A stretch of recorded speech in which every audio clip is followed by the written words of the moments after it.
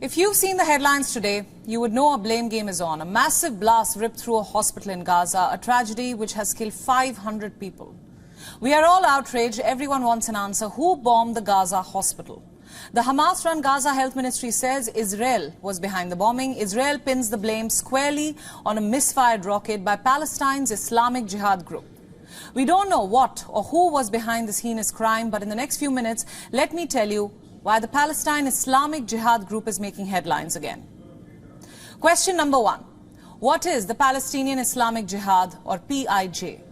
If you go back to the beginning, the PIJ is believed to be an ally of Hamas. The latter rules Gaza and opposes the very creation of Israel. The Islamic Jihad has been designated as a terrorist organization by the US State Department. The group's founders are Fatih Shakaki and Abd al-Aziz Oda. They were students in Egypt. They were members of the Egyptian Muslim Brotherhood, which was a Sunni Islamist movement founded by Hassan al-Banna in 1928. Sometime in the late 1970s, the two founders felt that the Muslim Brotherhood was not fully devoted to the Palestinian cause. Reports say they were inspired by the Iranian Revolution, so they created the Palestinian Islamic Jihad with one motive: to support the Palestinian cause and destroy Israel. By 1981, the Palestinian Islamic Jihad was exiled to Gaza by Egypt's government. This was after President Anwar el-Sadat was assassinated. In Gaza, the PIJ acts as a decentralized organization. Reports say that its functions are different from other extremist groups in the region, like Hamas, Fatah, and Hezbollah. It has one goal: to attack Israel and establish a Palestinian state in the West Bank, Gaza, and other areas that they see as illegally occupied by Israel. So the Palestinian Islamic Jihad is an armed group. In fact, it is the second largest armed group in Gaza. It's also sharply critical of the Palestinian Authority and its policies. The PIJ also does not participate in politics. It limits its role to military confrontations with Israel. In fact, at times, the Islamic Jihad works independently of Hamas. Now, who are the members of this group? The current Secretary General is Ziad al-Nakhala. He was born in the Gaza Strip in 1953. Reports say many of the group's senior members have been killed by Israel. In fact, the group's founder, Fatih Shakaki, who was a physician, was assassinated in Malta in 1995. Back in May this year, the PIJ had announced that 3 of its commanders were killed in Israeli airstrikes. They had pledged to avenge their deaths back then. But let's talk about attacks carried out by the Islamic Jihad. In 1987, the group killed an Israeli military police commander in Gaza. In 1994, a car bomb attack killed 9 and injured 50 aboard a public bus. In 1995, a suicide bomb claimed by the group in Israel's Netanya killed 18 soldiers and 1 civilian. There are many more such incidents. Next question: who funds the Palestinian Islamic Jihad? It is believed that Iran supplies the Islamic Jihad with training, with expertise, with money. But most of the weapons are locally produced. And while its base is Gaza, this group also has influence in the West Bank town of Jenin and is believed to maintain close ties with Iranian officials from Lebanon and Syria. Another important question: is the Islamic Jihad group a big threat? Well, Israel says yes. The Israeli military has said in the past that the group was responsible for rocket attacks against Israelis in occupied West Bank. But as this war continues to claim many, many more innocent lives, it begs the question: are Hamas and Islamic Jihad the same? No. Reports say that Islamic Jihad is the smaller of the two Palestinian groups currently operating in Gaza. The PIJ is outnumbered by Hamas, but it has its own weaponry. Unlike Hamas, the Islamic Jihad does not intend to fight for political office or open any kind of diplomatic channels with Israel. The relationship between the two may have been tense, as Hamas has told the Islamic Jihad to stop attacks on Israel in the past. But more often than not, both the groups are united against Israel. What a time for Joe Biden to arrive in Israel. It honestly could not be worse. All eyes were on Tel Aviv's Ben Gurion Airport this afternoon, where the US President's Air Force One landed.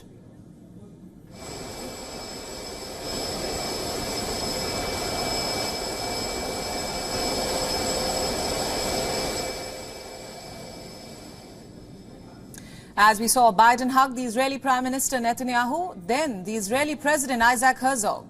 Joe Biden also met the Israeli War Cabinet, and it didn't take too long for Biden to share his assessment on the Gaza hospital bombing. Listen in. I was deeply saddened and outraged by the explosion at the hospital in Gaza yesterday. And based on what I've seen, it appears as though it was done by the other team, not you. But there's a lot of people out there not sure. So we've got to overcome a lot of things. The other team, not you, says Biden, in a clear support for Israel, telling the world that no, it was not Israel which bombed the Gaza hospital. And how did Biden arrive at this conclusion? Israel claims to have shared evidence with the United States. It has also released an audio tape and a satellite image that we will play out for you in some time. But for now, let's focus on Biden's visit. It has become a diplomatic disaster. It was over before it even began. We told you yesterday, the fact that Biden is taking the risk of visiting a war zone implies that a big announcement is in store. Perhaps the opening of the gates of the Rafah border for aid, crucial life-saving aid. Yes, this news just came in. Israel will allow aid into Gaza via Egypt. This is what Israel is saying as of now. What about steps towards stopping this war? Did Biden call for calm or a ceasefire to get the warring sides to arrive at a resolution? Well, the hospital bombing had upended it all. If Biden's visit was meant to showcase to the world that the US has the situation under control and is in a position to end the war, the hospital bombing has proven otherwise. What's worse, Arab leaders have called off an emergency summit with Biden. The US president was supposed to meet Palestinian President Mahmoud Abbas, Egyptian President Abdel Fattah el-Sisi and Jordan's King Abdullah in Amman.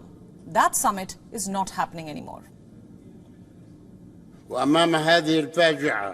In the face of this tragedy that occurred tonight, and in order to protect our people, I've decided to cut short my visit and return to my homeland, to be among my people in this great ordeal. I've also agreed with our brothers in Jordan and Egypt to cancel the scheduled summit in Amman today with US President Biden. This was not a snub, suggested the White House, citing a mourning period. But here's the thing, it's not hard to tell that the situation on ground has left little to no scope for diplomacy. What there is ample scope for bad optics. Biden walked into this one with his other team's statement. It will be interesting to see how that statement travels in the Arab world. All the more given there is no scope for a balancing act during this trip. As all that remains in Biden's calendar now are meetings with Israeli leaders and officials alone. Listen in now to what Biden said after a meeting with Netanyahu. And I want you to know you're not alone. You are not alone. As I emphasized earlier, we will continue to have Israel's back as you work to defend your people. We'll continue to work with you and partners across the region to prevent more tragedy to innocent civilians. 75 years ago, your founders declared that this nation would be one based, quote, based on freedom, justice, and peace. Based on freedom, justice, and peace. The United States stands with you in defense of that freedom, in pursuit of that justice, and in support of that peace. Today, tomorrow, and always, we promise you.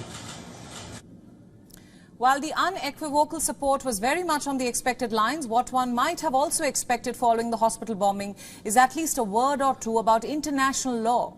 You know, in order to manage a complicated situation and keep the violence from spiraling. But Biden failed to deliver. I come to Israel with a single message. You're not alone. You are not alone. As long as the United States stands, and we will stand forever, while it may not feel that way today, Israel must again be a safe place for the Jewish people.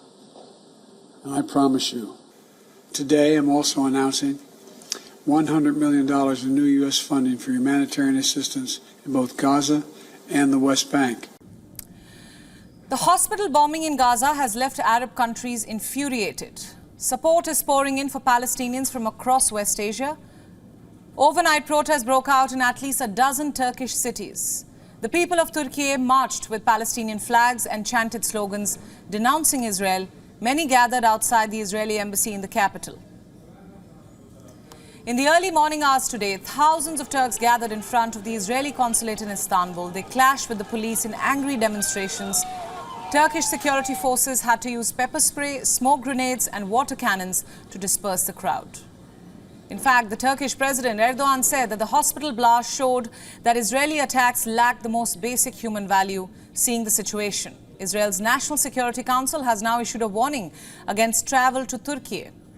It has also urged Israeli citizens that they should leave as soon as possible. Israeli airlines are now arranging flights from Istanbul for Israelis who want to leave. There were demonstrations in Yemen as well. Hundreds of protesters took to the streets of the capital, Sana'a.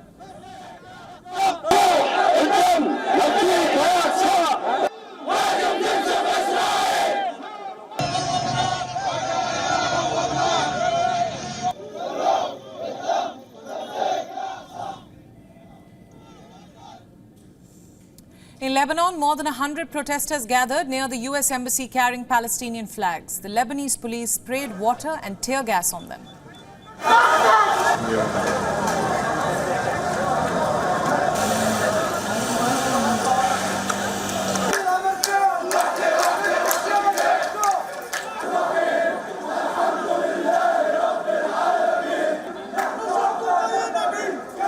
We're here to let the Arab people wake up.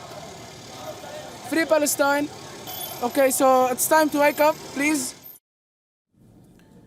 Meanwhile, the Iranian capital, Tehran, saw massive crowds take to the streets to protest against a hospital attack in Gaza.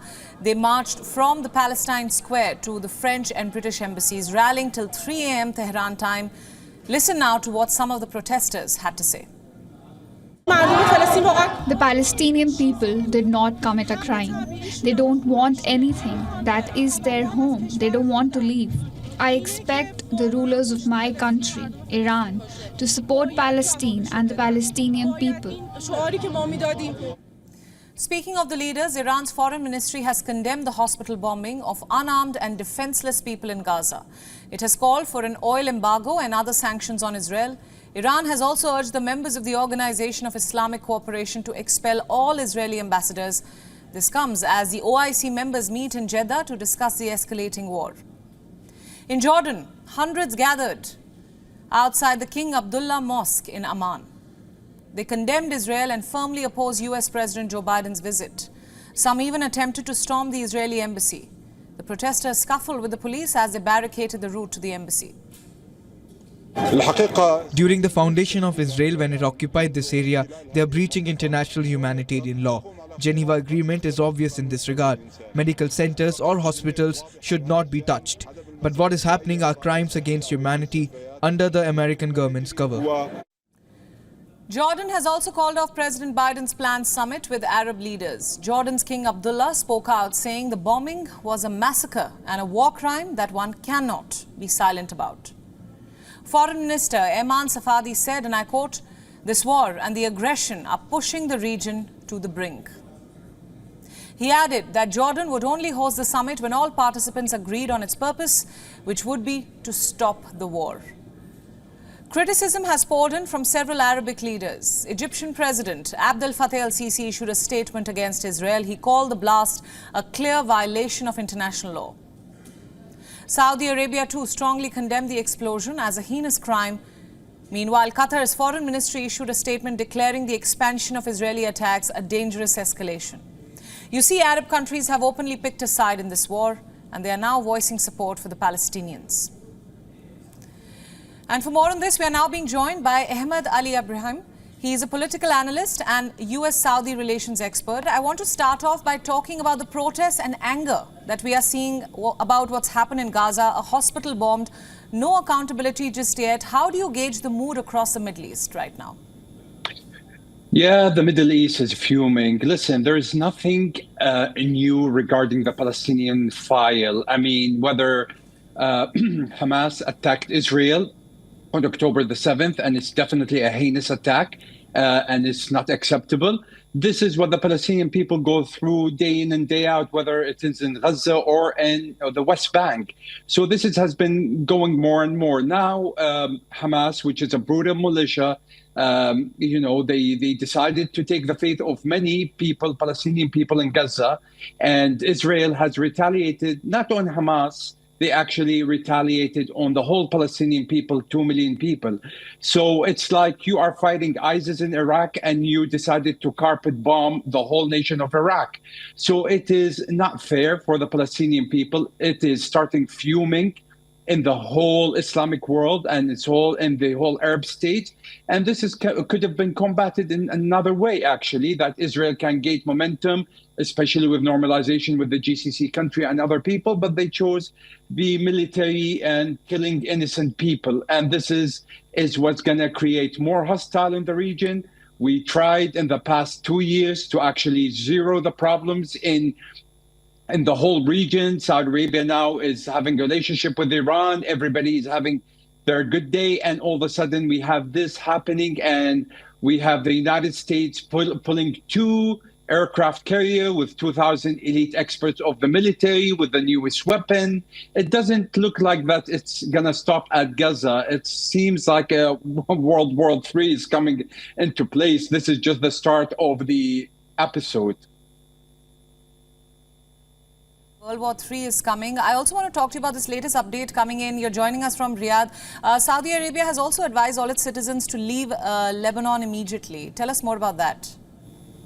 Yeah, definitely. Saudi Arabia announced like probably a year and a half ago that Lebanon is no-fly zone for the security reasons. And now they are really announcing this for the people, that if somebody went to Lebanon or there's a Saudi citizen in Lebanon, they need to depart immediately. I'm sure the government is anticipating that there will be some bombing in maybe south of Lebanon or in whole Lebanon. You know, if Hezbollah is shooting at Lebanon, I would take Hezbollah the next day. For me, I consider Hezbollah is a military militia, but that doesn't mean I carpet bomb 10,000 square kilometers of innocent Lebanese. So this announcement actually comes from the Saudis to protect their citizen. It's always been placed for the past year and a half, and they just announced it to reassure that any Saudi with a Saudi passports need to leave the soil of Lebanon. Right. Now, how do you view President Biden's statements that were made a little while from now? Aid for both Gaza and West Bank, strong support for Israel. He also says that the hospital blast was not carried out by Israel's military. How do you view all these statements? God bless President Biden. I don't know where his mind is, but definitely he's taking this as a tool of the internal campaign of 2024. He wants to maximize it. He's trying to get the Jewish lobbyists in America on his side and everybody on his side to protect Israel. This is going to gain him some ground, so he's using it for his campaign.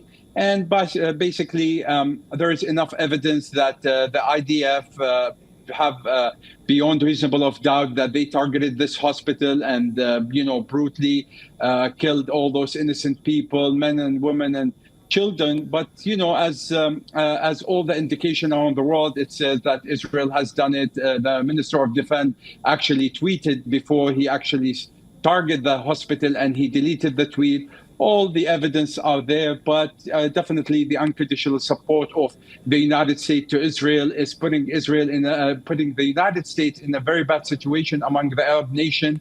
The Arab people and the Muslim people are more fuming from the United States policy, and this is just only unfortunately going to give more leverage to the competitors of the United States in the region, like China and Russia, to take place and to start make policies like what China did, brokering a deal between Iran and Saudi Arabia. Definitely the trust on the Palestinian file is definitely not with the United States. Would you call this a diplomatic failure on the US president's part? I think it's a very huge diplomatic failure. This file has been with the United States for the longest time. It only increased tension in the region. It created terrorism. It created Hamas. It created Hezbollah. It created militia in Syria. It created terrorist militia in Iraq. This is what you're doing. It's a domino effect. If you are not going to have two-state solution and East Jerusalem is the capital of Palestine, this region is not going to rest. And you cannot actually push the Palestinian people to the sea or Sinai. If anybody wants, why don't any European country, which they are civilized and they have the greatest human rights in the world, take 2 million Palestinians on their land? Why they want to why they want to push them to Egypt? Why they want to push them to Jordan? What is the status? So I think quit the hypocrisy and come clean and try to put things on the table. And unfortunately, if this is going to continue, there will be no rest for the Israeli innocent people in Israel and for the Palestinians. And, to be honest with you, the Palestinian people are very tough people to kill. No matter how much you kill them, they're going to be standing up. You will see this is not going to end. This is not a solution. Carpet bombing has never been a solution. They've been living like this for the past 70 years. My final question for you, sir. If you talk about the humanitarian crisis in Gaza, Israel will allow aid into Gaza via Egypt. That's a statement coming in. This is what Israel is saying as of now. Do you think there are any conditions attached to this? The condition is everything has to go through Egypt, and Egypt is willing, and they've been calling and they've been raising the flag to get all the humanitarian assistance through Rafah. However, there will be no one Palestinian coming out of this gate to Egypt. So the tensions needs to slow down. Everybody needs to hold his mood, and ceasefire has to start. As we're speaking now, the Israelis is bombing multiple cities in Gaza while President Biden is there. So they are in a very bad crisis. They exceeded any tragedy that you can think of. But all the Arab nations are backing Egypt in order to send these kind of aids to the Palestinian people. But you cannot have the Palestinian people actually pushed to Sinai or to Egypt. Right, Mr. Al Ibrahim, thank you so much for your insights, and thanks for joining us on Gravitas. Sure, thank you.